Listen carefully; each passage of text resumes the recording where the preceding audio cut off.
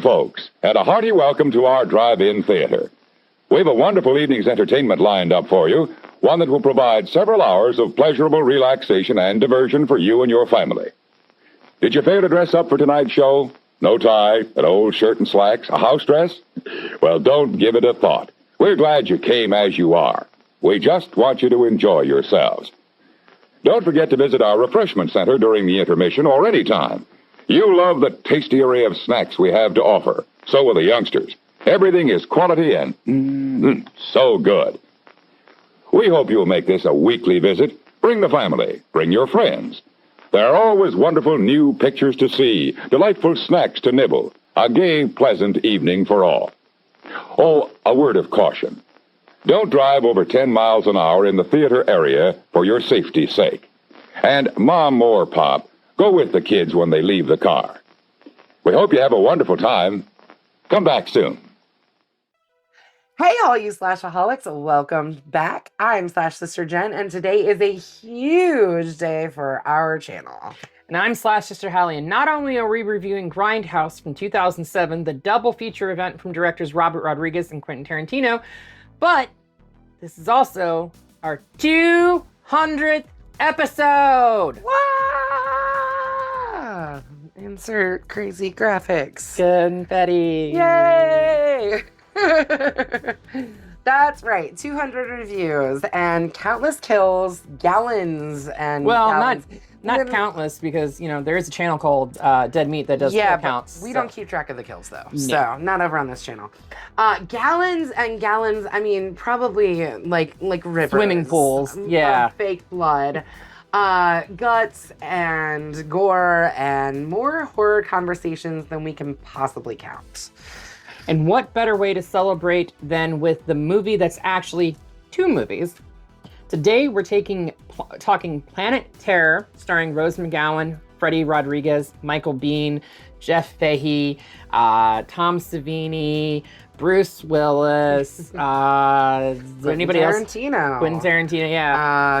Marley Shelton, yep. Josh Brolin. Yep. I mean, we can just keep going because the cameos don't stop in that movie either. Fergie. Right. Fergie's in it. Right, exactly. And Death Proof, starring Kurt Russell, Rosario Dawson, Zoe Bell, and Mary Elizabeth Winstead, and a lot of other random... Rose McGowan's in it. Sidney Poitier. Yeah. There's a lot of people in that film as well. Mm-hmm. But wait, there is more, because this is a very, very special episode for me personally, because we are welcoming for the very first time, I know you guys have heard me talk about him, my fiance, Bob the Gimp, who's not actually a Gimp, you guys. Not a Gimp. No. Not a Gimp. This is my fiance, Bob. Gotcha. Thanks for having me. I can't think of a better way to make my debut on Slash Sister channel than with exploding zombies, killer stuntmen, and enough Grindhouse madness for two movies. Yeah. I mean, seriously. But before we hit the road with Stuntman Mike or fight off a zombie outbreak, make sure you check out our Etsy shop at etsy.com/shop//sisters. We've got horror-inspired shirts designed by me, paintings designed by Jen, patches, stickers, and all the things that you could possibly need for all your spooky needs. Yeah, and, don't forget to slash that subscribe button, stab the like button, ringling the grave bell. You don't want to miss out on all this crazy shit, especially when we're doing things like Grindhouse. Like, we're not just getting into the movies here, you guys. We're getting into trailers. We're going to get into all of it. So, don't miss out on number. You're clearly not missing out on 200, but if you ring the grave bell and do all the slashing and stabbing, you won't miss out on 300 either. You'll be around with us for a long time. Not even a lot of TV shows make it 200 episodes. That's true. But yet, here we are. 200 reviews is very impressive. It really is. 4 years, 200 reviews. I mean, especially considering that we still haven't learned to stay away from obviously dangerous situations. Yeah. Have we really learned anything from all the horror movies that we've watched? Do you think you would survive a horror movie? No, I we're guess fat. it would depend on which one. We're fat, no. Bob would protect Bob me. might. He would protect me. You wouldn't protect me. I'd protect you, but I wouldn't survive. But we want to give a very special thank you to all the slashaholics who's watched, commented, subscribed, and supported us along this way. Yes. We cannot thank you all enough. Yes, thank you, thank you. And here's to the next 200. All right, buckle up. Things are about to get gloriously grindhousey. Yes. Let's roll the film, or at least some trailers.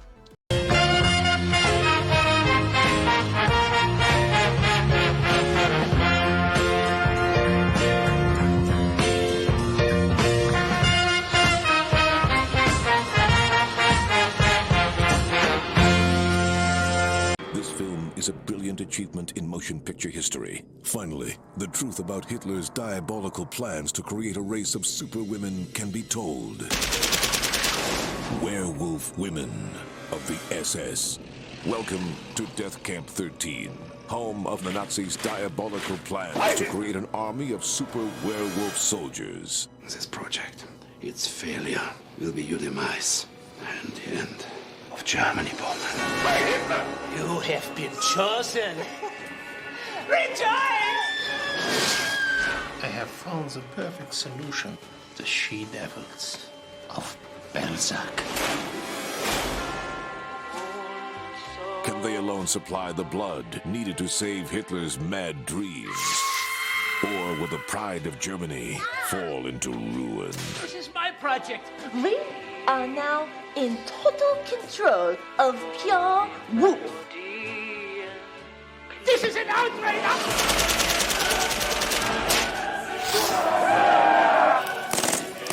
Silence! Featuring Udo Kier, Sherry Moon Zombie, Tom Tolles, Sybil Danning, Bill Moseley, and Nicolas Cage as Fu Manchu. This is my mission!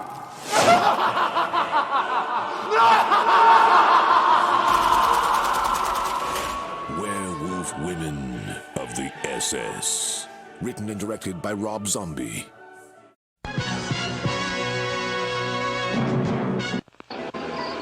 If you are thinking of going into this house, don't.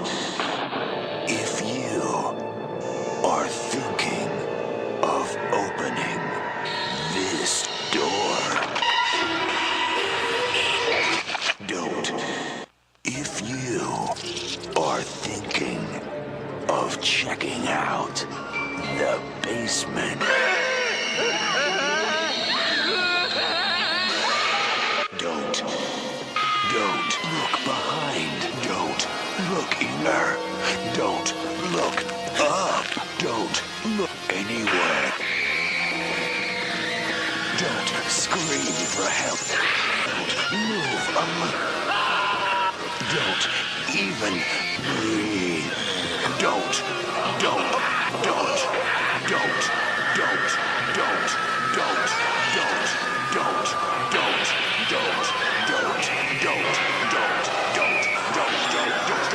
If you are thinking of seeing this film alone, don't. First trailer is for Werewolf Women of the SS. All right, this is Rob Zombie's contribution as far as trailers. It is Werewolf Women of the SS, starring Nicolas Cage as Fu Manchu, Udo Kier as Franz Hess. Rest in peace. Yes, the commandment of Death Camp 13.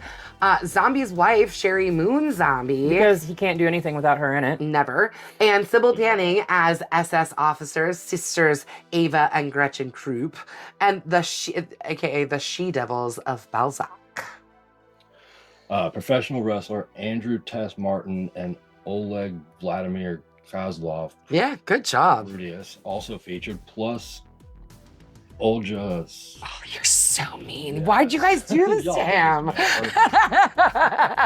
Heuristic, Mariah Nelson, and Laura Lee as the Werewolf Women of the SS. What she said. God. It's usually she. You know what's funny? most of the time, the really hard names end up going to Hallie, and I just sit here smiling. Like, 9 times out of 10, I can nail them, though. I know, and you know what? Your wife is the one who is putting that on you, not me. Actually, I did this. Oh, script. did you? You did this one? Yes, I took back the reins from her to write our 200th episode. So she was the one who intentionally made Bob say all these awful names. Good job. I try to alternate. I don't even look at what I've written, and I just alternate the colors. That's really what I do. Yeah. But according to Zombie, basically he had 2 ideas. It was either going to be a Nazi movie or a woman in prison film, and he ended up going with the Nazis. There are all those movies like Ilsa, She-Wolf of the SS, Fraulein Devil, and Love Camp 7. I've always found that to be the most bizarre genre. Yeah, Zombie is also quoted as saying, I was getting very conceptual in my own mind with it. A lot of times these movies would be made like, well, you know, I've got a bunch of zombie uniforms. Nazi uniforms. Sorry, I've got a bunch of Nazi uniforms. Yeah, I can't read. I've got a bunch of Nazi uniforms, but I got this Chinese set too. We'll put them together. They start jamming things in there, so I took that approach. Next, we have the most obnoxious trailer in the whole thing. Don't. This is actually one of my favorite directors, Edgar Wright's contribution. Don't was produced in the style of a 1970s Hammer House of horror film trailer featuring a trio of upper-class Ivy Leaguers being attacked at an estate inhabited by a murderous inbred family of deranged blade-wielding attackers. The trailer features appearances from Jason Isaacs, Matthew McFadden, singer Katie Milua. I don't know who that is. Do you know who that is? Okay. Lee Ingleby, Georgina Chapman, Emily Booth, Stuart Wilson, Lucy Punch, Rafe Spall, Wright regulars Simon Pegg and Nick Frost, and a voiceover by Will Arnett with that deep, dark, ominous Batman voice. Lego Batman. Well, let's keep shit real. He's Lego Batman. He is Lego Batman, and it's the best Lego voice or Batman voice out there, I think. But Kevin Conroy. Fuck you. Okay. We're not here to talk about Batman though. Don't. I won't. Mark Gaddis, Mayanna Burton, Peter Serafinowicz, Michael Smiley, Nicola Cunningham, who played the zombie Mary in Shaun of the Dead, among others, make uncredited cameo appearances. You are so mean. Again, alternate colors. So, and honestly, Peter Serafinowicz is a well-known actor. He voiced Maul in Phantom Menace. Yeah. And he also played in Guardians of the Galaxy.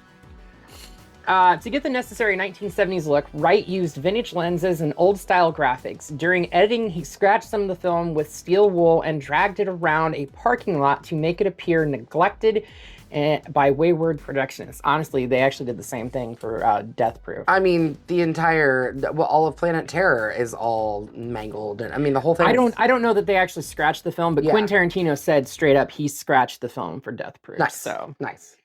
According to Wright, in the 70s, when American International would release European horror films, they'd give them snazzier titles. And the one that inspired me was this George Grau film in the UK. It's called The Living Dead at Manchester Morgue. In Spain and Italy, I think it's just called Do Not Speak Ill of the Dead. But in the States, it was called Don't Open the Window. I just love the fact that there's this big window scene in the film. It's all based around the spin and voiceover, not really telling you what the hell is going on in the film. I mean, to be fair though, you look at like movie posters done for like India and stuff like that, and they know nothing about the. Have you guys seen the one for Halloween? Mm-mm. Michael Myers is holding a gun up, but his left eye is closed, so he's looking through the scope.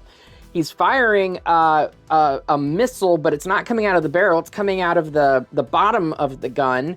And like there's a chainsaw and a helicopter. And I'm like, Did y'all get a different version? Of They it, had or- to have. No, no, it's AI not a, version. it's not AI. It's not AI. What it is for India specifically, they just think like all American films are kind of the same, and they just like take what they know from previous American films and like make the poster and.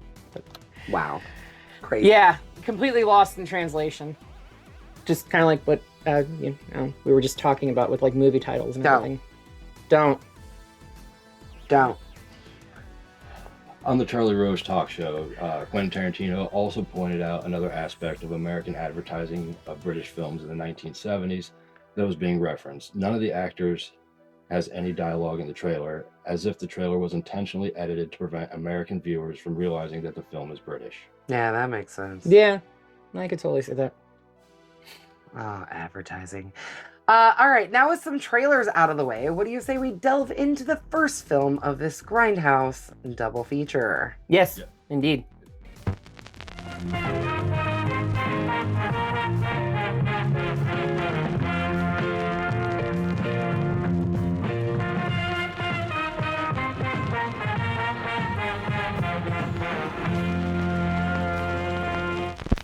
Planet Terror. Let's do it.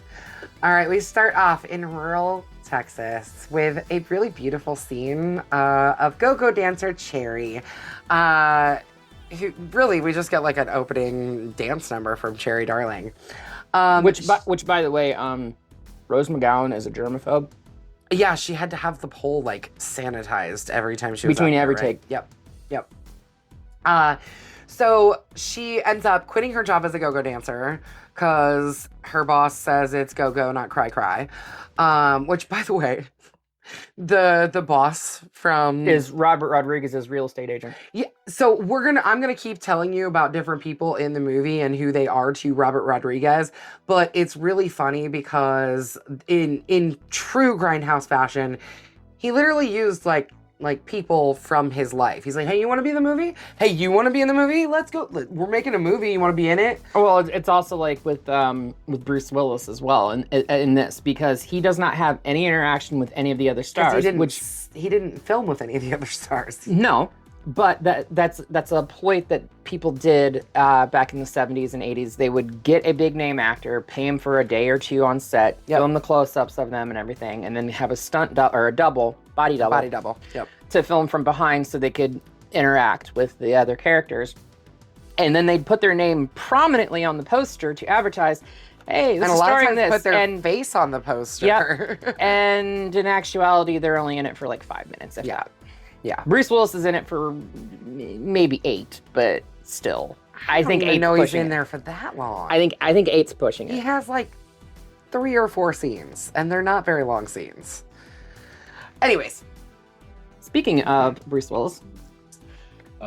Meanwhile, the demented Lieutenant Muldoon and his men make a transaction with chemical engineer Abby for mass quantities of DC-2, a deadly biochemical agent. When Muldoon learns that Abby has an extra supply, he attempts to take Abby hostage, causing him to release the gas into the air, mutating most of the town's residents into deformed zombie-like creatures. Yeah.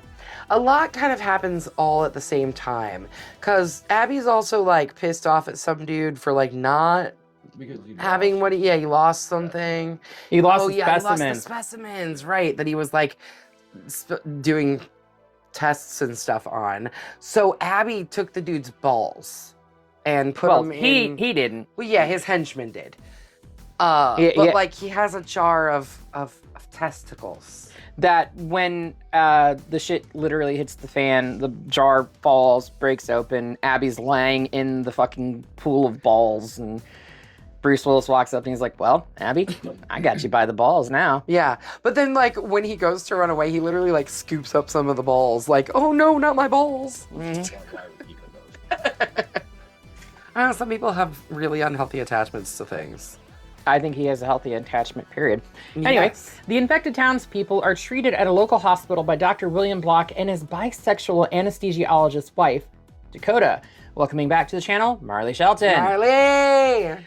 Who is abused by him and attempting to leave his ass Yes. for her girlfriend. Fergie! We Yes. find that out later. Yeah, well, We do find that out Yeah. later. Yeah. We find that out after Fergie shows up in the hospital. Yeah. Dead. Pretty dead. Random attacks begin along the highway, causing El Rey and Cherry, which we didn't really talk about that. I guess I didn't get more into Cherry. So Cherry quits her go-go dancer job and ends up at JT's barbecue place. Most famous barbecue in all Texas. Yeah, that's right. She's chilling there, and El Rey comes in, or just Ray, I think is what we know him as right now. Mm-hmm. And Ray and Cherry, they got some history. They got a little bit of history. That's my jacket. I looked for it for 2 weeks. Did you look for me for that long? Anyways,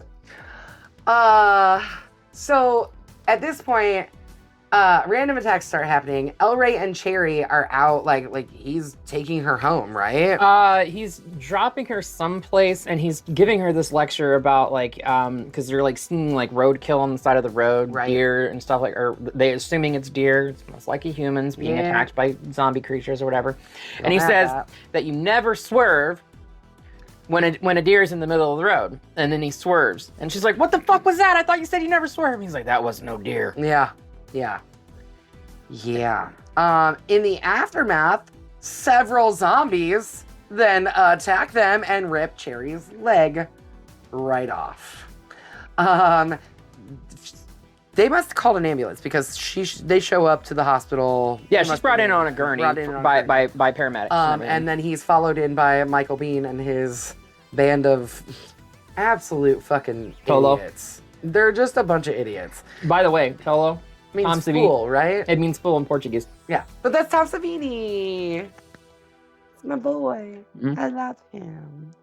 Anyways, so yes, he is followed in by the police. And at the hospital, Tammy, which is Fergie Ferg, who also actually stopped at JT's too to get some, Her car was JT sent her overheating. off with some water, some good old spring water from the bag, From the dam. from the dam. Yeah. The reservoir. But yeah, so at this point, they bring in 3 bodies. Mr. Dr. Block sees that one of them is Mrs. Dr. Block's former lover, who she was supposed to have stopped. So talking to. Josh Brolin is playing, was it William Block? Did you say? Yes, yeah. And he's been chewing on this glass stick. It was a thermometer. Was it a It was a thermometer? glass 'Cause thermometer. I yeah. didn't see any mercury fall out of it when he bit into it. At it a couple times. Yeah, But because he said to the EMT, it's to monitor my. he's like, well, if I bite down on it, my calm's no longer there. And the second he sees her, he bites down on it and breaks it, and clearly his calm's no longer there. Yeah, his chill went away. Mm-hmm. Upon realizing Dakota was about to leave him for Tammy, he stabs Dakota's hands with her anesthetic syringe needles repeatedly, rendering them useless before locking her in a supplies closet. Yeah. Now, I have a question Yeah. about the needles. The first one, The yellow one? yes, the yellow one makes you numb. Hmm? The blue one makes sure it's numb. No. Yeah. And then the red one, you'll never see me again. Hmm? What's the point of the blue one? Extra anesthesia. Is it? Mhm. Okay. Because, Well, at least for the when- one guy, they were gonna cut his arm off. Right. So, maybe it was a painkiller. when she used it, yeah, because she said something about, and now you're not feeling much of anything Yeah. when she injected him with the blue one. Okay. Yeah. So maybe the second I one, was because trying we to figure talked about that, and I was like, you know what? I don't fucking know. What the point of the middle one was, other than to say, yep, that worked. Yeah. Yeah, I mean, I think but it was some probably type a of pain meds. medicine. Now that I'm thinking about it, I didn't think about that when we were watching it, but yeah, it probably is a pain medicine because they were about to cut his arm off. Because that dude, one of the patients that came in, he's really kind of the first patient that came in, and yeah, he has a cut on his arm or a bite on his arm. He doesn't really indulge where it came from or anything. If I told you where it came from, you wouldn't believe me. Yeah. It's been quite interesting at the hospital, to say the least. El Rey, or just Ray, is detained by Sheriff Hogue, played by Michael Biehn, based on past encounters between the two. Apparently, he has some type of vagrant pass because they won't let him touch a fucking gun for anything. Not allowed. Not knowing that he's like a military sharpshooter or some shit like that. Fastest gun in the West or some shit. As the patients mutate, El Rey leaves the station and arrives at the hospital, attaching a wooden table leg to Cherry's stump. This scene, okay, first off, him walking into the hospital with his knives. With his butterfly knives, because the sheriff wouldn't let him take a fucking gun. Yeah. And then he puts on surgical gloves and he just starts like going ham on all the freaking zombies. It was kind of cool. It was kind of cool. Absolutely. This is probably one of my favorite parts of the entire fucking movie. And then he walks in and he like, okay, look, I get it. They obviously didn't end on good terms. You know, she left with his jacket. Things were not good between the two of them. But like, he walks right into her and he's just like, come on. She's like, I can't fucking walk. She's like crying. You know, she had herself completely covered up, hoping that nobody would see her probably. But she's like, I can't walk. And he's also, she's like, she's the one who makes the joke. How am I going to be a stand-up comedian now? Because that was what she had said she wanted to be. Now that she's done being a go-go dancer, she's going to be a stand-up comedian because everybody thinks she's hilarious. How can you be a stand-up comedian if you can't stand up? Exactly. But he's like, whatever. He like just walks over, yanks the table leg off, sticks it onto her. Like there's like a metal block sticking out of her stump. Yeah, they had her prepared for that. So like they had her prepared for something. For all of that night, apparently. Yeah, he just like sticks it on there and he's like, come on. And she's like, I can't walk. And he's like, yes, you can. Come on, let's go. Like he doesn't really help her much. And apparently, which is probably a good thing. You got to teach her to help herself, I guess. Well, so apparently, Rose McGowan actually had a cast on her leg to make her leg stiff, so she would be walking stiff throughout the entire production. And they use like green tape, green first aid tape to paint it out. Sometimes they use gray for whatever scenes or whatever. But yeah, very fun. As Ray and Cherry fight their way back out of the hospital, Dakota manages to escape in her car after brutally breaking her hand. So her hands are numb, right? So she can't open her car door, right? So which has a push button. I almost feel like this is a callback to Kill Bill. Even though this was done by Robert Rodriguez, I feel like this is a callback to Kill Bill. I think there's a lot of callbacks to Kill Bill in both of these films. Oh, hell yeah. I mean, because one of the characters who overlaps in both of these stories is Michael Parks' Earl McGraw. Right. And not only that, but I mean, we've already said El Rey many of times so far, but El Rey is very prominent in Robert Rodriguez's work. It comes up over and over again. El Rey was the town that the Gecko brothers are trying to get to in From Dusk Till Dawn. It's also the Charlie's favorite movie. One of. But it was also the short-lived TV network that Robert Rodriguez launched about 10 years ago. Right. It had his TV series From Dusk Till Dawn on there and showed like a whole bunch of like Grindhouse features and stuff like that. So love it. Yeah, the term El Rey is very, which I believe is like the king in Spanish. I think so. Yeah. Future me, there, if you will. Yeah. Thank you. Pretty sure that's what I read. Anyways, so Dakota goes to get into her car, puts her hand down into the handle, uses her heel to push the button, Toes. and Toes. Yeah, she falls. And the heel breaks. That's right. She uses her toes to get she stumbles on her heel and breaks her hand. Then she uses her wristwatch to pull the lever down, to put the gear shift down, and it's a hot fucking mess, but she gets the fuck out of there. After jumping out of the window of the supply closet, by the way. Like, she's a badass. I don't care what anybody says. Dakota is a badass. Block becomes, her husband, Dr. Block, William Block, becomes infected along with the others, while Cherry and Ray take refuge with many other people at the Bone Shack. Basically, kind of everybody's starting to meet up at the Bone Shack. Right. When Dr. Block does become, right before he becomes infected, he is being pursued by the guy who was getting his arm chopped off. His arm has already been cut off. He's got the bone saw, and he's like grinding it against his glasses. His glasses fall apart, and then the bone saw unplugs from the wall, and he's just like looking at it. So then he pops a pustule thing and squeezes it and then just smears it on his face to infect Block. Yeah. So they're zombies, but they have some form of intelligence. Yeah, still. they're intelligent zombies for sure. For sure. Kind of like that about them. Makes them different at least. Interesting. Yeah. Dakota retrieves her son Tony and takes him to her estranged father, Texas Ranger Earl McGraw. Tony accidentally shoots himself while waiting in the car. Which okay. Why would you give your kid a gun? Okay, yeah. Why give your kid a gun? One. But just bad news. But also, Robert Rodriguez did not feel good about killing anybody else's kids. So he killed had his it's Rebel Rodriguez. Yep, that's his son. Also, we didn't talk about this earlier, but there is another doctor, the guy who comes in with the initial bite. There's two doctors. Dr. Block is in there, and then there's another doctor who's showing some really disgusting pictures on screen of different like STDs and things like that, and different gross. Okay. Anyways, that doctor is Robert Rodriguez's personal physician. He was like, "Hey, you want to be in a movie? You're my doctor. I know. I get that. You're like a doctor, but like, you want to be a doctor in a movie? Like, come on." It's gonna be fun.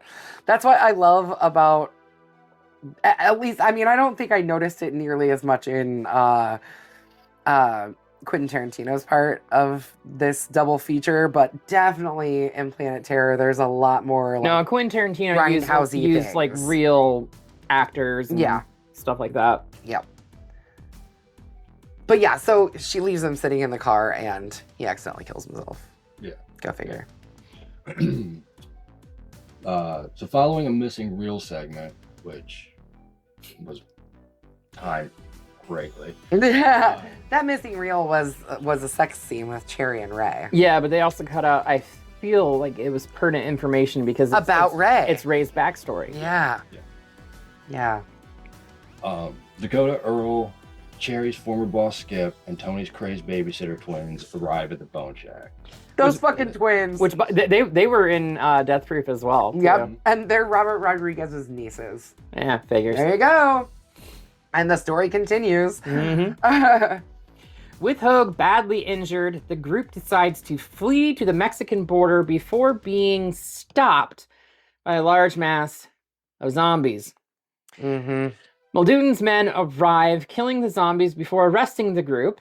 Abby tells them that the soldiers are stealing the gas supply because they are infected, and a constant inhalation of the gas delays the mutation. Which is why they're wearing all these masks, right? They're constantly inhaling this gas that is keeping the tanks attached. So not only like when they're arrested and they show up, like they wake up or whatever in this holding cell. Yeah. And Abby, which was the guy that from the beginning, it's Saeed from Lost. You guys remember him? Anyways, Jeff Fahey also played on Lost. Also too. from Lost, yeah. Anyways, so like he is also being held by the group. He then informs them that some of the population is actually immune, hinting at the possibility of a cure. And he's like a biochemical engineer or some shit, he right? developed the DC-2 gas and Right. everything. So. Yeah. So there is a possibility that they could cure it. And that's kind of where he's trying to convince them, like, hey, we got to break out of here, sort of thing. When Cherry and Dakota are taken away by two soldiers, the others defeat the guards. Yeah, they're not just taken away. Quentin Tarantino, one, loves being in movies. Like, he's not a good actor. Let's get that very He plays clear. the same character and everything. He does. He's not a good actor. He plays the same thing in every single film. And he also plays just like a not good person in every film. I guess like he's not that bad of a person in Planet Terror. He's just a bar owner. Death Proof? Or This Death is- Proof, this- yeah. this Yeah, is in Planet Planet. Sorry, I was talking about Death Proof. My bad. Sorry, honey. But yeah, so at this point they're graped or attempted to. They're going to attempt to grape them. Yes. or at least Tarantino. And the other guy stops and he's like, "She's got one leg," and Tarantino's like, "Easier access." He ain't wrong. He ain't right either. That's true. That's true. At this point, though, like everybody's kind of getting hurt in like a bit of a siege. Does JT get shot? Mhm. Who's he get shot by? One of the other One of the guards. guards, Yeah. okay. When like El Rey tries to like take them out, the gun Okay. goes off and it shoots JT in the Okay, stomach. that's right. And That's right. honestly, El Rey was trying to tell JT like, "Don't stop. I fucking got this. Sit Yeah. the fuck down. I got this." No. That's all right. Yeah. That's all right. So they go on a search for that. I mean, the rest of the group goes out to search for Muldoon, which is Bruce Willis's character. Yep. When he is found by El Rey and Abby, Muldoon explains that he killed Osama bin Laden. Like, Sure he did. fuck he did. But yeah, sure, let's run with it. Before he and his men were infected and were ordered to protect the area before being killed by Abby and El Rey. Yeah, they kill his ass. They just, Yeah, they shoot so him. he claims that he was the one that shot Osama bin Laden. He gives the story of like, for once our intel was accurate, I turn a corner and he's right fucking there. I punch his dialysis ticket, and instead of getting a chest full of medals, I get a face full of gas. Okay. I mean, Maybe. to be fair, I wouldn't put it past our government. Yup. Me either.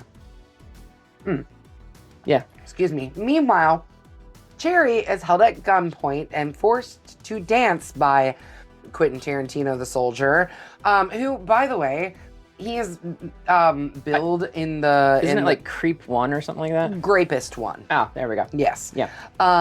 Who threatens to grape her. Eventually, though, she breaks her wooden leg and across his face and then stabs him in the eye with her leg. And breaks off another piece of it in his skull. In his skull. Should have fucking which killed him. Should have killed him, yes, absolutely. But, to be fair, he's technically a mutated zombie. Yeah. And we don't know how the zombie rules work on That's this what one. I said too, because Bob was like, that should have killed him. And I was like, well, I mean, he's not technically like alive like a regular human, so we don't know what could kill him. I don't know. That being Thanks said, for we do forgiveness. see a lot of them dropping from gunshot wounds to That's the true. head. That's true. So, That's true. Dakota, after realizing that her hands have finally regained well, their the one, feeling, because she broke the other one. Yeah. I don't know though. She acts like I even said to Bob, I was like, so her hand's just magically not broken anymore because she goes like this with both hands, No, or maybe it was just the one hand. It's just the But one. even so, because then like- she grabs the syringe gun and Yeah, pops both right, of them. Right, and she uses it to subdue the other soldier, which at this point, Quentin Tarantino soldier is a bit oozy. He's falling apart from Yeah. the waist down. He's a little bit oozy. And the other guy's like, "Your gas, you need your fucking gas." And he's like, "Fuck it, I'll make it quick." Yeah. There was nothing to make it quick with. No, it There was nothing to do it with. It just kind of gross. it looked like melted gelatin dropping in his drawers. Yes. That's a good way. Yes, that is a good way to put it. Yeah. If you heard anybody laughing behind the camera, that would be Amy. Yeah, our Amy producer. didn't watch. Amy didn't watch these, so she doesn't know the story. So of she's these. just hearing our discussion. our description of it. Yeah, Sweet, yeah, sweet, yep. yeah. Mhm. That's awesome. Ray and Abby arrive to rescue Cherry and Dakota. Thank God. Ray replaces Cherry's broken wooden leg with an assault rifle and grenade launcher. Yeah. Look, okay, Opens I so many questions. I was like, I love this. I love this, right? But how the fuck was she firing it without using her hand? Pelvic floor exercises. You speak from experience I there, Bob? actually thought about that. Okay, all right. Because that's what I'm saying. It opens questions. That is the stupidest thing. There's no way for her to fire this. How is she using her leg to fire it? And that's what I've come up with. Pelvic floor. Okay, well, I mean, Right. I'm glad you came up with a solution. It makes sense to me. I Once mean- you said that, I'm like, I'm literally sitting here thinking, like, could I use my leg muscles? Like, that has to be attached to something. Like, It will do huh, kegels. interesting. I will flex my ass and What? pull the trigger. 1, 2, 3, Kegel. So yeah, but there's also just like unexplained. Like she can fly now because she has doesn't. this- She uses the grenade launcher to propel Okay, yeah, herself but forward. like she's like right. Like- no, yeah. like this girl just got her leg cut off or chopped off by zombies just a few hours ago. right. Okay, even if she can't feel Okay, it. all right. Like how did she get so fucking graceful to just like start running and then She's a go-go Oh! dancer. She's a go-go dancer. She's already graceful. Anyway, we're overanalyzing this because let's face it, it's a fucking Grindhouse. It's a Grindhouse movie. picture. Shut the fuck up, you guys. Right, exactly. Anyway, JT decides to stay behind to detonate explosives to eliminate the remaining zombies while the others flee towards Mexico. Yep. The survivors make plans to escape by stealing helicopters because Ray can also drive or fly a helicopter, and He had to have like some really special training to do all that shit. Yeah. I mean, he must be well known. Everybody knows his name. Well, once they know that he is the El Rey. The El Rey. Mhm. They have to fight through a large group of zombies to get to said helicopters, and it's all the troop, the like Muldoon's troops.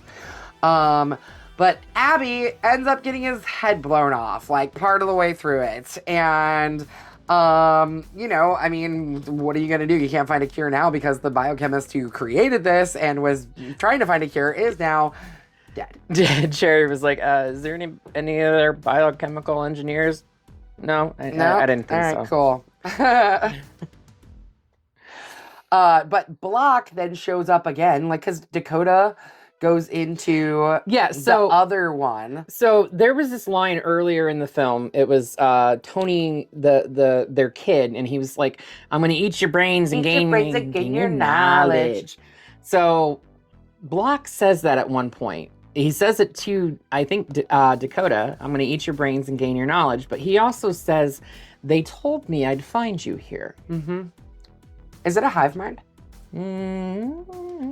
Who cares? No, we didn't get a sequel. And we never will. We never will. Do we need? Absolutely not. No. I mean, it ends in like a very Priscilla Queen of the Desert-esque way, so Yeah. Leave it. Any sequels you're gonna pick up from there, and I don't want to watch it. No, me either. It could only be, if they ever do a sequel for it, it has to be in the hands of Robert Rodriguez. It has to be. Yeah. Unlike the From Dusk Till Dawn sequels that he was just attached as a producer. Right. But Daddy shows up. Dakota's daddy. So I have. We didn't mention this earlier, I guess. Yeah. So Dakota's Her dad dad's the sheriff. is Earl McGraw, which begs the question. Earl McGraw, played by Michael Parks, was in From Dusk Till Dawn, Kill Bill's Volume 1 and 2, this, and Death Proof. Are they all in the same fucking universe? And this is the last film? Because he dies in From Dusk Till Dawn. He gets his head blown off by fucking Seth Gecko, or Richie Gecko. Yeah. Yes. Right. Yeah. The answer is yes. I mean, you see the point I'm making, though, right? Like, yeah, oh yeah, absolutely. Because he's very clearly the same character across all those films. Absolutely. So, and then, ironically enough, the guy that is playing his son is his real life son. Is it really? Yeah, that's great. So even better. So when he dies in From Dusk Till Dawn, his son, his real life son, steps up and takes over as the next like sheriff or head of Texas Rangers or whatever in From Dusk Till Dawn 2, Texas Blood Money. That makes sense. And I love it. Anyway, off topic, but here we go. All right. So while saving Cherry from a zombie, El Rey is fatally wounded. Like, shut up. Like 12,000 times. I shot him 35 million Well, times. he gets both his kneecaps blown out, and then he takes like 3 slugs at the chest, too. Because I watched to see, like, is there a way he could have survived? No, I don't think he could have survived that. Yeah, there's a lot going on there too with the helicopter. Oh yeah, because the helicopter like somehow flies point down. Well, he angled it to where the blades could, like, I mean, come on, we've seen it done in 28 days later. Or 28 weeks later. Sure. Still don't think it's possible. Yeah. Anyway, It's a Grindhouse feature. The possible implausible is possible. That's true. That's very true. All right. So, Jerry, now sporting a minigun leg, leads survivors to the Caribbean beach of Tulum. Tulum. Mm-hmm. Okay, I believe you. That's what it's called. Yeah, where they start a peaceful new society during a worldwide zombie outbreak. It's also revealed that Jerry has given birth to her and El Rey's daughter, which he never misses. Yeah, he said that. Because she was like, it's 2 against the world. And he's dying, and he's like, it's okay. It's still going to be 2 against the world because I never miss. And he rubs her belly right before he dies. Yeah. That happened. In a post-credit scene, Tony is sitting on the beach with the survivors at the survivors' base, playing with a turtle, a scorpion, and a tarantula. So those were the 3 pets that he had that he desperately put in the tank to take with him and everything. Why is he alive? So I think that this is a nod to one of 3 different endings that Robert Rodriguez did where Tony lived through the entire Tony was thing. supposed to live through the whole thing. Right. He toyed with the idea of letting the kid live. Yeah, but why let the kid live? You gotta kill him. Sorry, no. So inappropriate. I was kidding. Wow. This just got dark. Like I said, he didn't want to kill anybody else, so he killed his own kid. The movie's fucking dark, okay? I mean, it's Grindhouse. What do we actually expect from all of this? Right. Anyway, why don't we take a quick intermission before we start our next film in this Grindhouse double feature? What do you say? Looks like you need a refill anyway. I definitely could. You haven't even eaten any of your popcorn. I've been too involved in the movie. Yeah, well. Be back in like 2 minutes, okay? Sounds good to me. Yeah. Okay, all you slashaholics, don't go anywhere. Sit tight. We'll be right back. It's intermission time, folks. So hurry, hurry, hurry. Step right over to our refreshment center for the most extravagant array of refreshment goodies ever assembled under one roof. Enjoy breathtaking, mouth-watering goodies. Everything from a snack to a delicious full meal. At our refreshment center, you'll find a large variety of goodies to satisfy your hunger, your thirst, or your sweet tooth. So hurry, hurry, hurry. Visit our refreshment center now. The show starts in 2 minutes.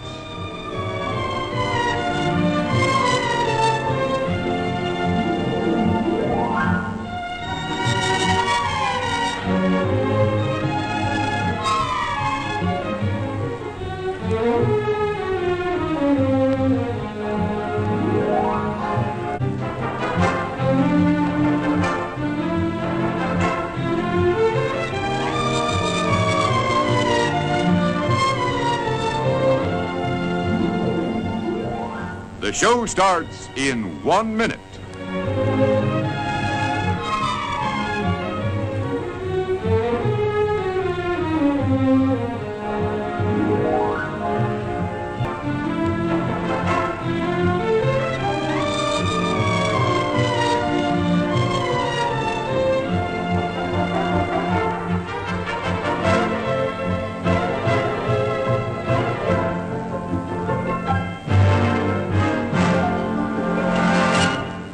And now, on with the show. Okay, well, we're back, and wouldn't you know it, it looks like we have more trailers in this double feature. Of course, that's how Grindhouse films work. Yep. Yeah. Yep.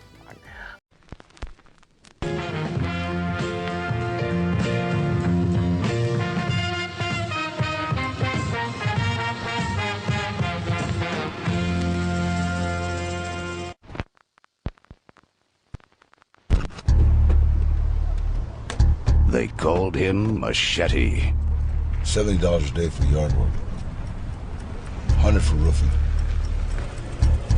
Get in. 125 for septic. Sewage. Have you ever killed anyone before?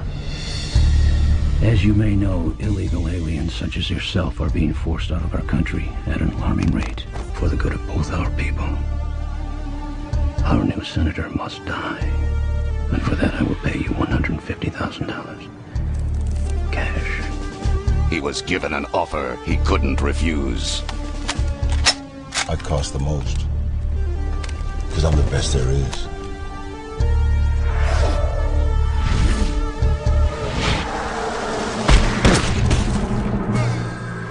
Set up, double-crossed, and left for dead.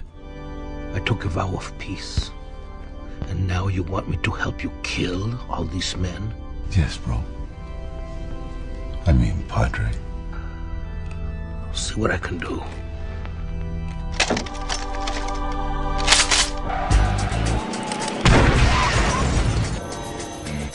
He knows the score. Where are my wife and daughter?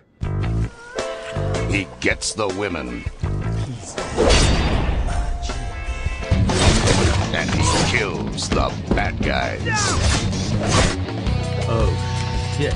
You mean that a Mexican day laborer is a goddamn federale? But they soon realize Coming after us. they just fucked with the wrong Mexican. Action.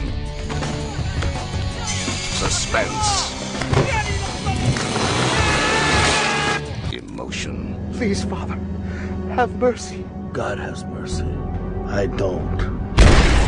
If you're gonna hire Machete to kill the bad guy, you better make damn sure the bad guy isn't you.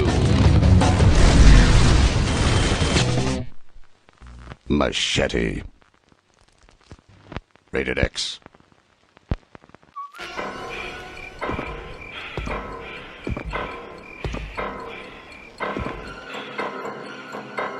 This holiday season, prepare to have the stuffing scared out of you.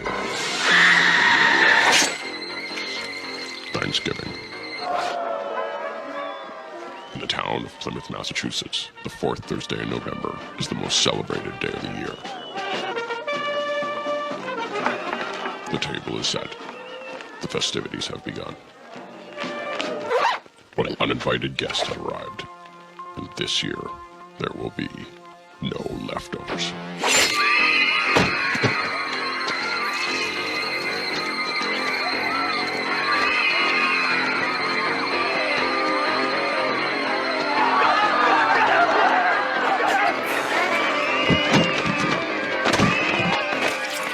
Thanksgiving.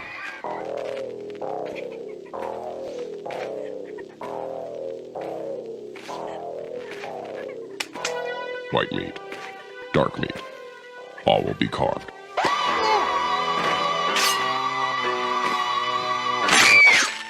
Thanksgiving. Come on, Judy, how about it? Happy Thanksgiving, baby.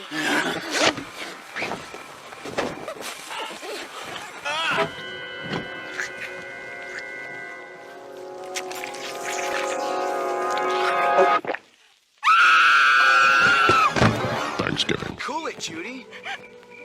Safe. Mommy's here.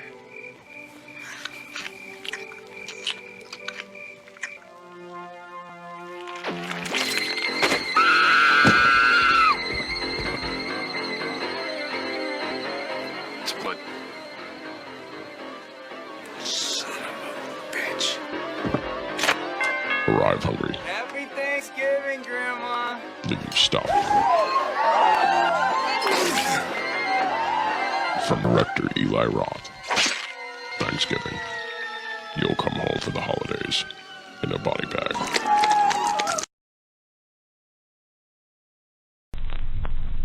Spread the word, you dirty cocksuckers. Tell all your grave robbing friends I want them out of the city now! Hobo with a shotgun. The streets gave birth to a stray dog who is now fed up.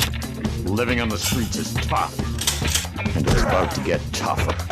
Dirtbag, you want in on this $10? Come on! Violence, cruelty, murder. The streets will be lonelier because this hobo's taken off. He's cashing in his nickels and dimes for a new way of life. But getting out isn't that easy. Give me the money or I'll dice this bitch up! This hero is going to have to deliver justice, one shell at a time. Give me the fucking money! I will slit her goddamn throat! I'm gonna sleep in your bloody carcasses tonight! Hobo with a shotgun. He's pissed. Tell me the goddamn passcodes! And he wants answers. I want you a whore.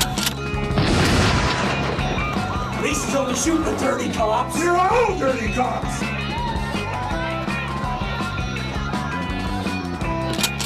Check on this, you con-molested shit licker! Hobo with a shotgun. I want that hobo's head on my wall tonight, and whoever brings it to me gets all my rights!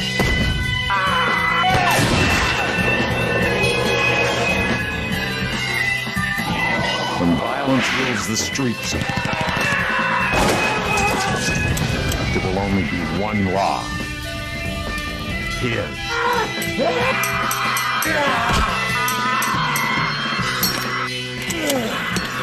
David Brunt has.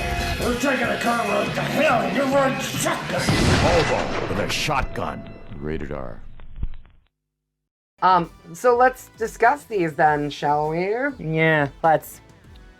This round trailer starts off with Machete. Yes! Robert Rodriguez wrote Machete in 1993 as a full feature for Danny Trejo. He said, I had cast him in Desperado and remember thinking, wow, this guy should have his own series of exploitation movies like Charles Bronson or like Jean-Claude Van Damme's. So I wrote him this idea of a federale with from Mexico who gets hired to do hatchet jobs in the U.S. I had heard sometimes FBI or DEA have a really tough job when they don't want to get their own agents killed. I missed a word.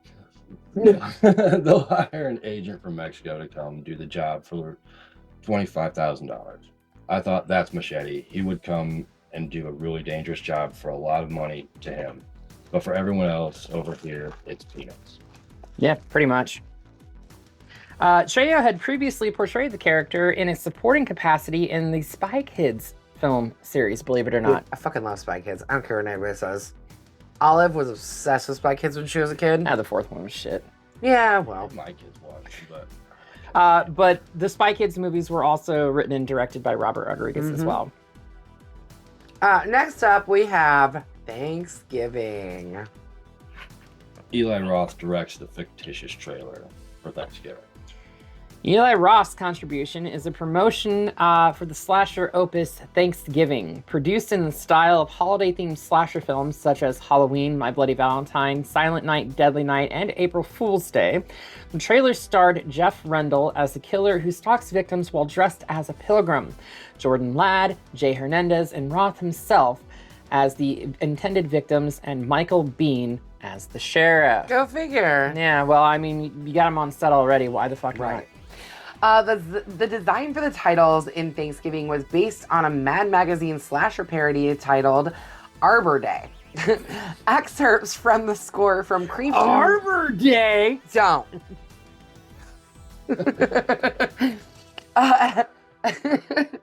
Excerpts from the show, from the score from Creep Show, were used in the faux trailer. Honestly, there were excerpts from Escape from LA in Planet Terror. God, why am I having a brain fart with these names? So many fucking things. According to Roth, my friend Jeff, who plays the killer pilgrim, we grew up in Massachusetts. We were huge slasher movie fans, and every November we were waiting for the Thanksgiving slasher movie. We had a whole movie worked out, a kid who's in love with a turkey. Yep, that's the premise of this one. And then his father killed it. And then he killed his family and went away to a mental institution and came back and took revenge on the town. I called Jeff and said, dude, guess what? We don't have to make the movie. We can just shoot the best parts. Which isn't that every trailer? Yeah. It's just... I mean, I don't know. I don't know. Some give away too much, but then some don't give away enough, in my opinion. So, I think I like the ones that don't give away enough. I don't like trailers anymore. There's a fine line for editing a trailer, and some editors just don't fucking get it. Let's be honest. Shooting the trailer was so much fun. Roth has stated, because every shot is a money shot, every shot is a depiction of nudity. It's so ridiculous, it's absurd, it's just so wrong and sick that it's right. You know what's funny? When we were watching the trailer, I was surprised at how much actually ended up in the film. Like, I hadn't seen the trailer for Thanksgiving in years. And I don't think I had watched it since watching the actual movie, since Eli Roth put out a movie for it. But I was like, wow, that was in it?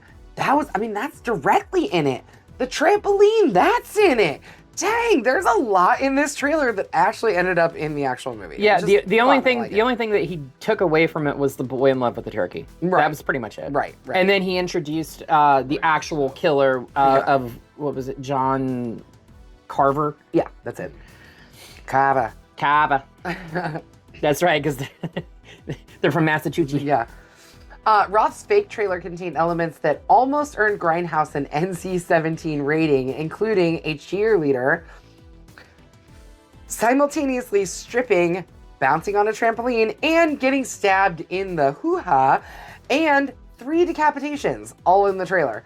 The first victim, dressed as a pilgrim turkey at the parade, gets decapitated, and his headless body stumbles around in an exaggerated manner. It reminds me of whenever they chop somebody's head off during a Gore show, and they're standing there spraying blood around everywhere and just kind of wandering around, and it's got the big shoulders and whatever. I mean, clearly the guy's head supposedly got cut off. Anyways, the second occurs as the victim's girlfriend performs fellatio on him in the back of a car.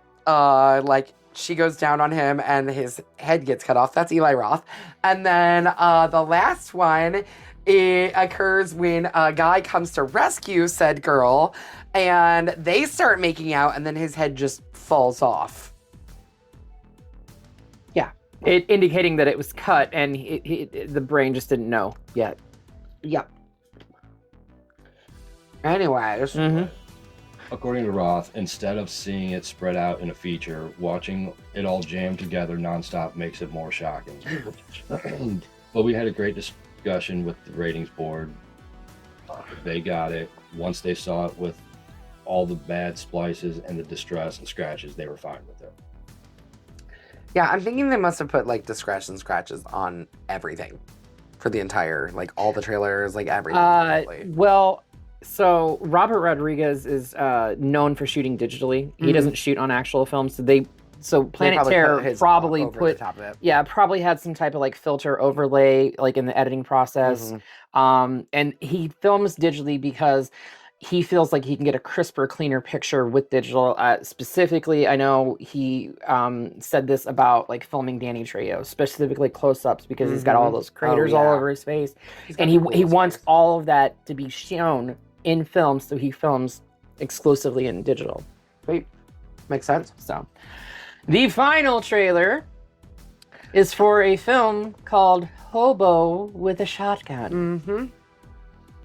Now, some screenings of Grindhouse, mainly in Canada, also featured this trailer. I feel like Bob doesn't remember it, but I feel like when I saw it, I do remember seeing the Hobo with a Shotgun trailer.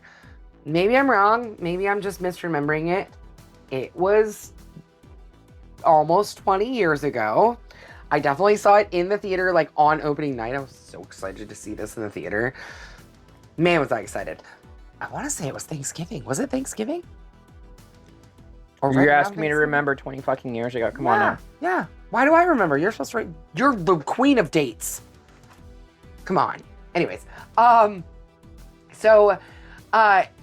This fake trailer was called Hobo with a Shotgun. Created by Dartmouth, Nova Scotia filmmakers Jason Eisner, John Davies, and Rob Cotterill. Won Robert Rodriguez's South by Southwest Grindhouse Trailers contest. So this was it was a film class, was basically like given the opportunity to submit, film a fake trailer. Yes. And this they won. This is what they submitted, and they won the contest, and it got included in at least some prints of the Grindhouse double feature. It didn't end up. It's not on this Blu-ray copy. We checked. In the trailer, David Brunt plays a vagabond with a 20-gauge shotgun who becomes a vigilante. In the trailer, he is shown killing numerous persons, ranging from armed robbers to corrupt cops to a pedophilic Santa Claus. Yep. Oh, that happened. Yep. And, believe it or not, these last 3 fake trailers all got adapted into full-length feature films. In fact, Machete has 2 films. Yep. Machete and Machete Kills. Still waiting on Machete Goes to Space, though. Yeah, that's supposed to be the 3rd one. Wow. If you've watched Machete Kills, hey, look, the way it ends, it's Grindhousey, okay? if you've watched Machete Kills, like the bad guys go up into space, and he's trying to figure out a way to get up there. Right. Okay. So yeah, the 3rd one is supposed to be Machete Goes to Space, or Machete in Space, or whatever. I mean, because everybody's got to go to space. But believe it or not, one of those fake films we actually reviewed on this channel here. Yeah, Thanksgiving. You can watch it. Right now. Well, not right now. Yeah, don't finish this one first. Yeah, you've committed this far. Yeah, you're this far. Yeah, you're this far, and praise be. Thank you for staying with us. We're having fun here. Okay, and now it's time for our second feature of the night.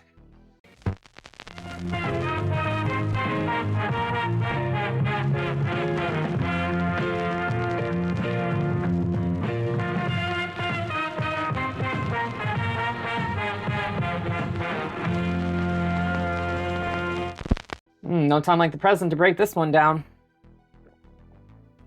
Right, very right you are, ma'am. All right, Death Proof. Yes. Because you can turn any car into a death-proof car. That's how the concept for this film. It was Quentin Tarantino and Sean Penn, and they were toying around with ideas. And Sean Penn was like, "Well, you can take any beat-up car and turn it into death-proof." Because Quentin Tarantino wanted to get a Volvo because he wanted something that was a little bit safer. And Sean Penn was like, "Well, you can pay any stunt crew $10,000 to $15,000 to make a car death-proof." Anyway, 3 friends, Arlene, Shauna, and radio DJ Jungle Julia Lukai, drive down Congress Avenue in Austin, Texas, on their way to celebrate Julia's birthday. In a bar, Julia reveals that she made a radio announcement offering a free lap dance from Arlene in return for addressing her as Butterfly, buying her a drink, and reciting a segment of a poem, stopping by woods on a snowy evening. Can we just say, the second that this movie starts, it's just feet.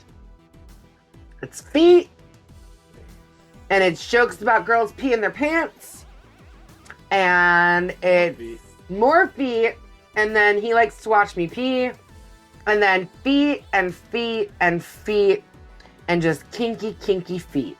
Okay? I'm here for it. Hallie's got a question. No, I just would like to point out that it's Quentin Tarantino. So feet. So foot fetish. Yep. Yep. I think he's got a little bit more than just a foot fetish. I think he's got many fetishes, but the foot one is the one that he's like perfectly fine with telling everybody that he's got a foot fetish. Oh yeah, no, because he puts it in every fucking film. Everyone. Mm-hmm. I mean, two of the 3 girls in the first half of this film are fucking barefoot throughout most of their segment. Or in sandals. Yeah. Mm-hmm. Yeah. Anyways, aging Hollywood stunt double, stuntman Mike, played by Kurt Russell, who, like, sorry, honey, but Kurt Russell's a fucking fox. He just is. For as old as he is, yes. He still looks fucking great. Yeah, even I can't deny that. Yeah, we watched Bone Tomahawk, what was that, like a few weeks ago or so? And the whole time I was just like, God damn it, Kurt Russell, how do you still look so fucking good? How? And it's not like he's like, I mean, if he's had work done on his face, it's been very, very minimal. And because he's got very deep wrinkles. Like he looks. I think he just is aged like a fine wine. He is. Love him. Love him. Anyways. Was that a chef's kiss or your ass puckering? A little bit of both. A little bit of both. All right. Fair enough. We'll discuss this later. We will. Off camera. Sorry, guys. Anyways, he trails the women to a bar and claims the lap dance from Miss Arlene.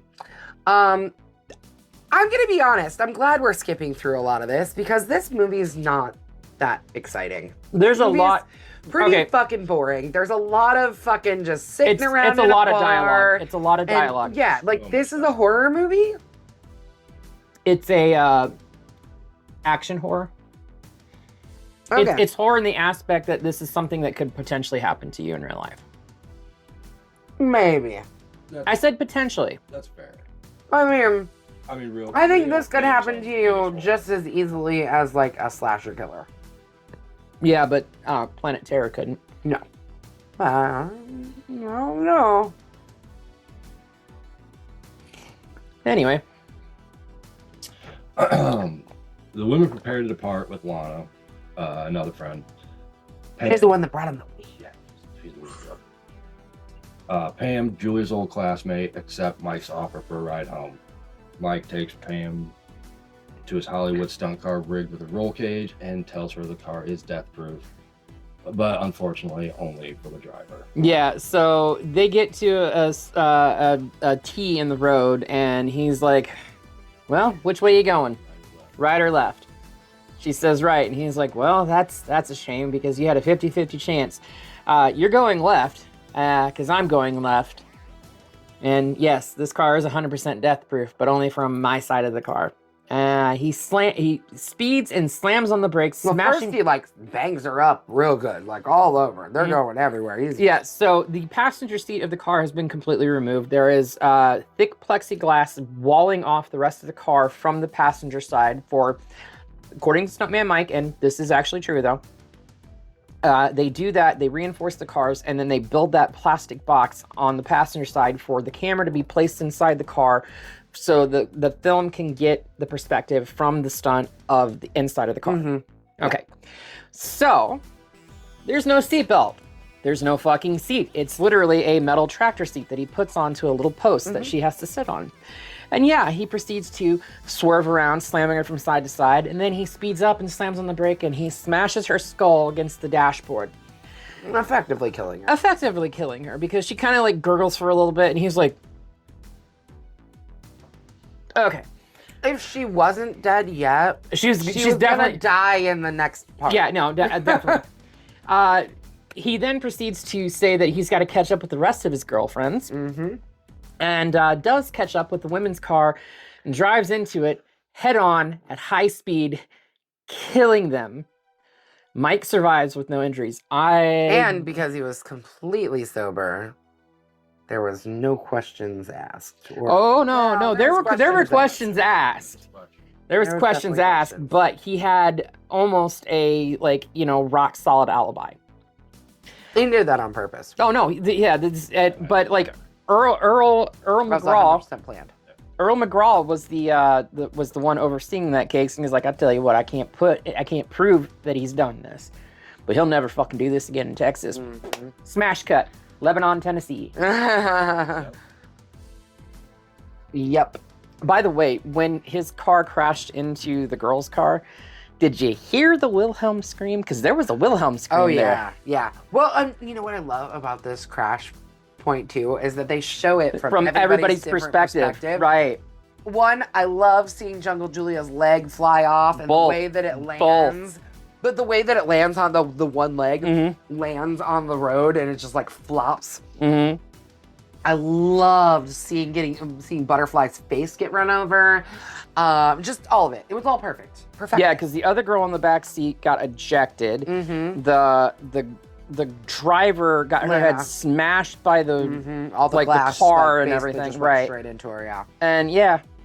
I mean, it was a wicked fucking shot. And you know what? Props to K&B, seriously, because they did the effects on all of this. Gregory Nicotero, as he was billed for this one. Gregory Nicotero. Mm-hmm. Yeah. And Howard Berger. Yep. Mm-hmm. But, okay, so going back to all the different angles. After the speech about how this is why this seat is here and why it's glassed off, did we actually get that shot? No. I mean, they probably used that to film it when they were filming it. We got the shot of like the car crashing into the other car from the Death Proof car perspective. Did we? So okay. Yeah. Okay. We just didn't see the driver, which I always thought that was like the purpose of that box was to see like the stunt driver, like see them like, you know, or whatever. But it could also be to get it from like just the head-on perspective. So it's a possibility. Yeah. Can't rule it out. Okay, so we're in Tennessee now. 14 months later, 3 young women, makeup artist Abernathy Ross, Rosario Dawson, stunt driver Kim Mathis, and actress Lee Montgomery are driving through Lebanon, Tennessee on break from a film shoot. They stop at a convenience store where Mike watches them from his car. Yeah, so this is... Really, he just spots them feet hanging out and he just can't resist it. Yeah, there was actually an extended shot where he was like playing with her feet and tickling her feet, but she didn't wake up. Which she does wake up when he acts like he just kind of brushed into her feet. And there's a scene later in the film where she recognizes him. And that's from that deleted scene of like him playing with her feet. Gotcha. Yeah, so this half of this segment of Death Proof has Mary Elizabeth Winstead, who's been on the channel now. I think this is her 3rd time. Rosario Dawson, the girl playing Kim Mathis, cannot remember her name, but she was in Rent alongside Rosario Dawson. Yes. I can't think of what her name is either. And we have Zoe Bell playing herself, who is actually a stunt woman. She's Uma Thurman's stunt woman and body double. But she's like legit a stunt woman and playing, like pretty much playing herself. Yeah. Oh yeah. I mean, it's billed Zoe Bell as herself. Yeah, but I mean, it's still fictional. But yeah. When we were watching it last night, he was like, "I don't even know who Zoe Bell is," and I was like, "She's Uma Thurman's body double," and he goes, "Oh, I see that now." Yeah. Yeah. And you can't unsee it. No. Once you know she's like the other Uma Thurman, you're like, "Oh, she's the other Uma Thurman." That makes a lot of sense. Anyway, the women pick up their friend stunt woman, Zoe Bell, played by Zoe Bell, from the airport while Mike photographs them unaware. Zoe tells them she wants to test drive a 1970 Dodge Charger with a 440 underneath the hood. Those of you that aren't car nerds, that's a very powerful American muscle car. It's the same kind of car from the 1971 film Vanishing Point, and has found one for sale nearby. Okay, look, I'm not as bad as Lee Montgomery in this movie, Mary Elizabeth Winstead's character. I'm probably more along the lines of Rosario Dawson's character, where I'm like, I don't know what that means, but I want to be included. So you guys can talk about cars all you want. You twos. I'll just sit here and I'll sit in the back seat. It was white. It was white? It was white. It was white car. White car. So from my perspective, 69, 70, 71, 72 Dodge Chargers, Challengers are like my peak ultimate muscle car, like fantasy. If I could own a muscle car, it'd be one of those cars from one of those years. Fair. So. How come y'all aren't eating? Why am I eating through this whole thing? We're at the drive-in.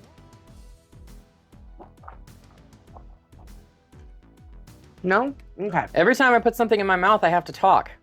See, that's the problem. I'm just talking with stuff in my mouth. You guys don't mind, right?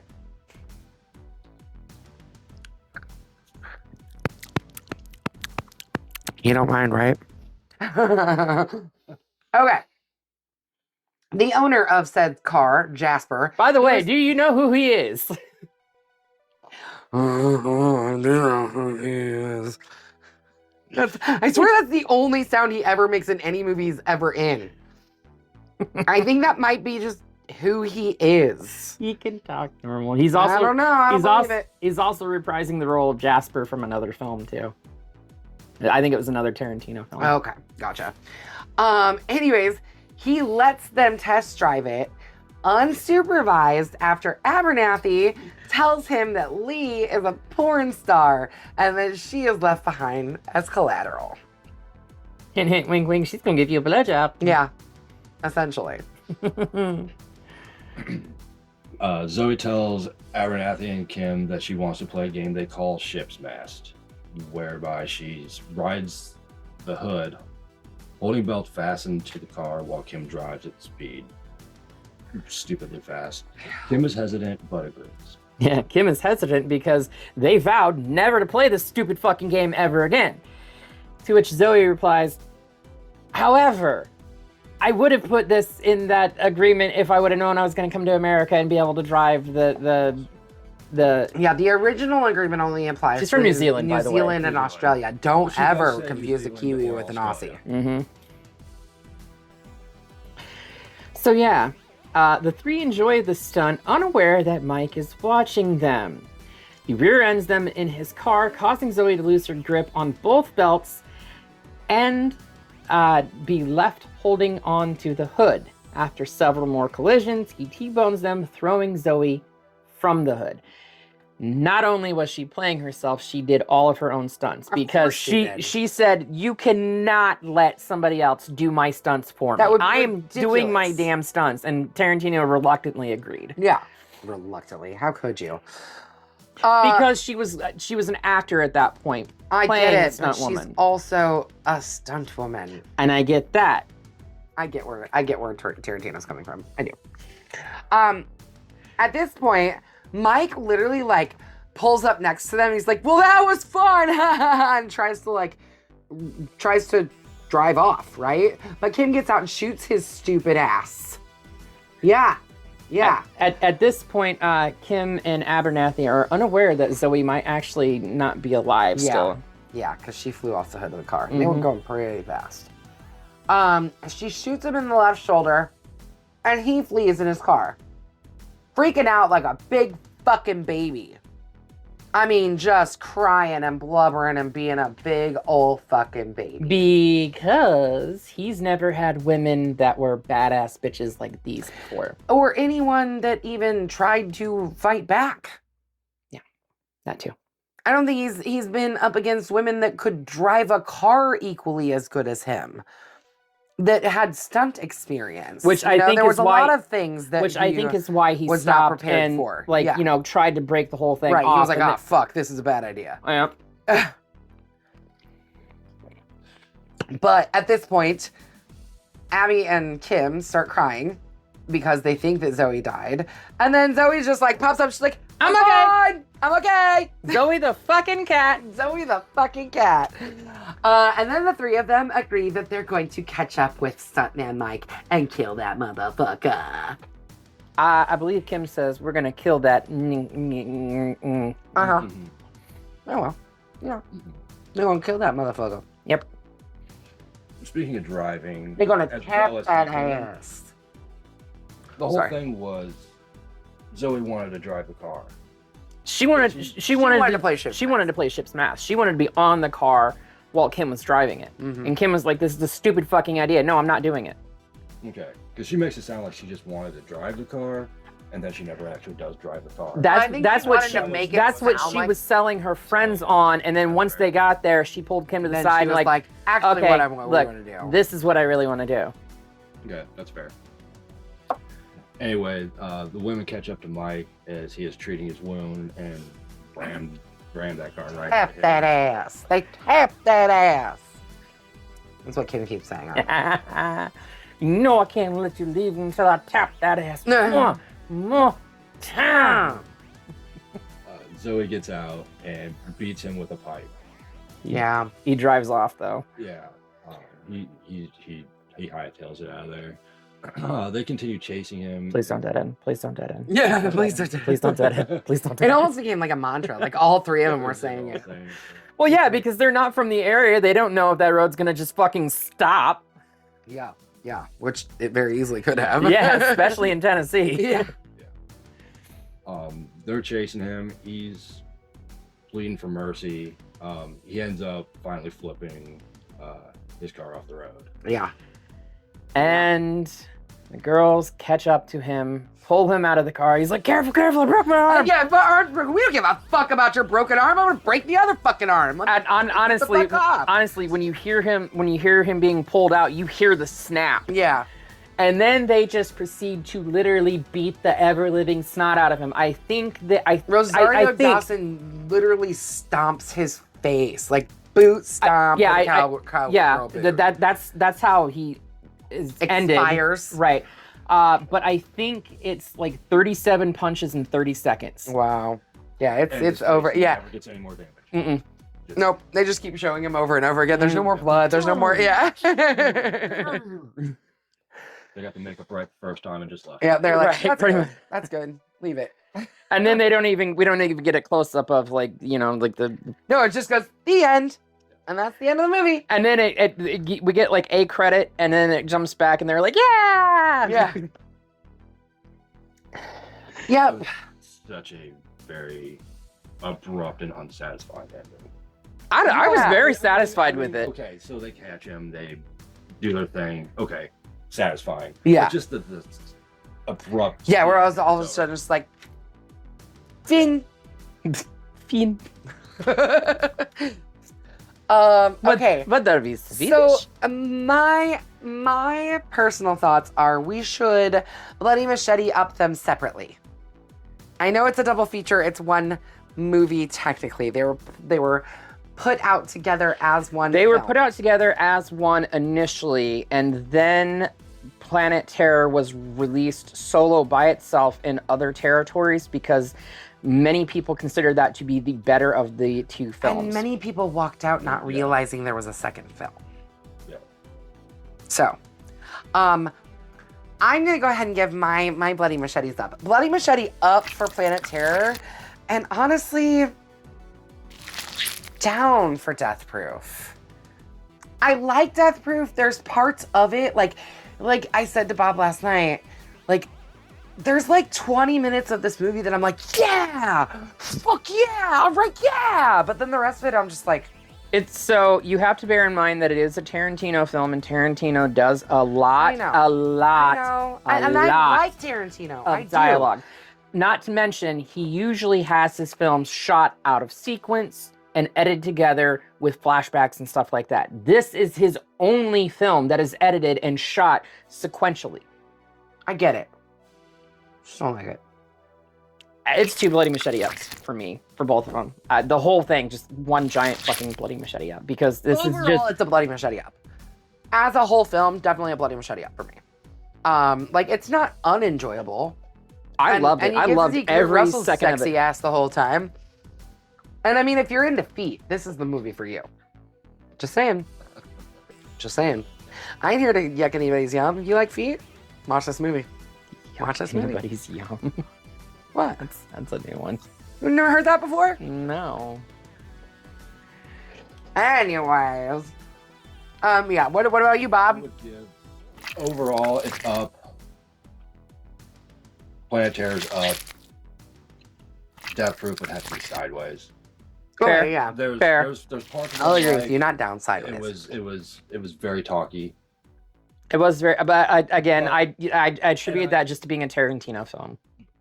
But a lot of it was unnecessary talky. Agreed. I can deal with a lot of words. I can deal with a lot of dialogue if it means something. Or has some kind of like context to the story. Yeah. Mm-hmm. I mean, I get the point you're making. I personally love Tarantino films and Robert Rodriguez films, so Me too. that's why it's ultimately 2 up for me. So, all right, we did it, you guys. We did the double feature. We did all the trailers. Mm-hmm. Now that this video is like an hour and a half long, we're glad you stuck around. If you're here still, thank you. Thank you so much for being here with us. But get it the heck out of here. Let's move on to something else. You want to throw it? It is yours. It's your thing. You throw it. Boom! He's on that. All right, Hallie. You ready to go to something a little bit more recent? Requel territory?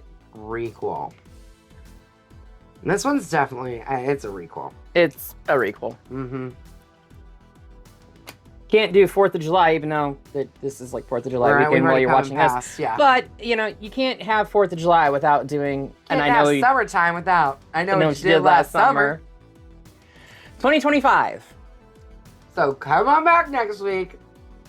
We're going to break down this one. Like it or not. Yep.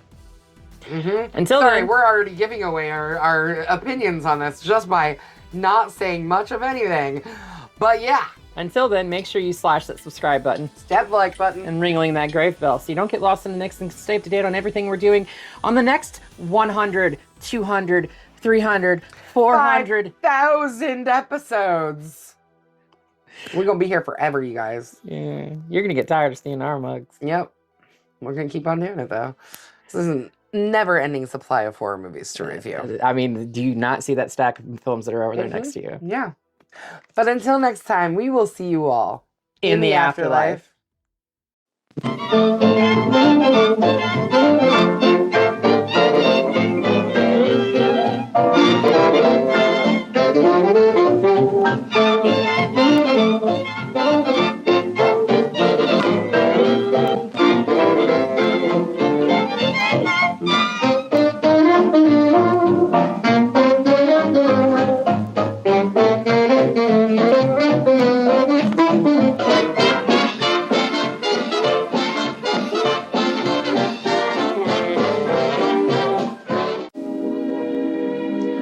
And now, folks, it's time to say goodnight. We sincerely appreciate your patronage and hope we've succeeded in bringing you an enjoyable evening of entertainment. Please drive home carefully and come back again soon. Good night.